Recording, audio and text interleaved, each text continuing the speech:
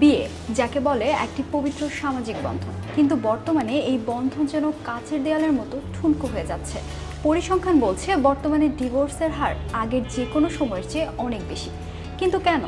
স্রেফ 3 মিনিটে একটি বিয়ে ভেঙে যাওয়ার খবর যেমন আমাদের অবাক করে, তেমনি শোবিজ থেকে শুরু করে সাধারণ মানুষের ঘরে ঘরে পরকীয়ার গুঞ্জন আমাদের ভাবিয়ে তোলে। আজ আমরা আলোচনা করব কেন বাড়ছে এই বিচ্ছেদ, পরকীয়ার নেশায় কেন ভেঙে যাচ্ছে সাজানো সংসার, আর এর থেকে পরিত্রাণের উপায় বাকি।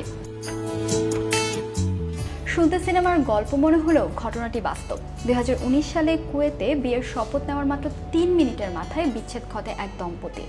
আদালত থেকে বের হওয়ার সময় কনে হোঁচট খেয়ে পড়ে যাচ্ছিলেন, আর স্বামী তাকে সাহায্য না করে উল্টো স্টুপিড বলে বিদ্রূপ করেন। এই একটি শব্দই কনেকে বুঝিয়ে দিয়েছিল যেখানে সম্মান নেই সেখানে ভবিষ্যৎ নেই।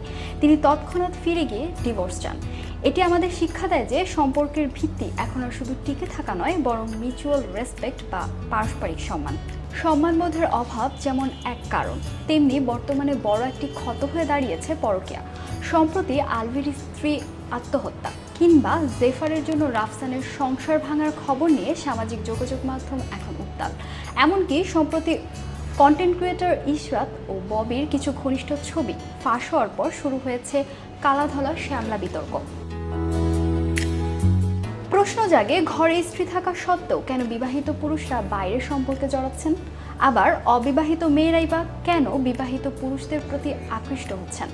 সমাজবিজ্ঞানীরা বলছেন মনস্তাত্ত্বিক অতৃপ্তি, সোশ্যাল মিডিয়ার সহজলভ্যতা এবং নৈতিক অবক্ষয় এর অন্যতম কারণ।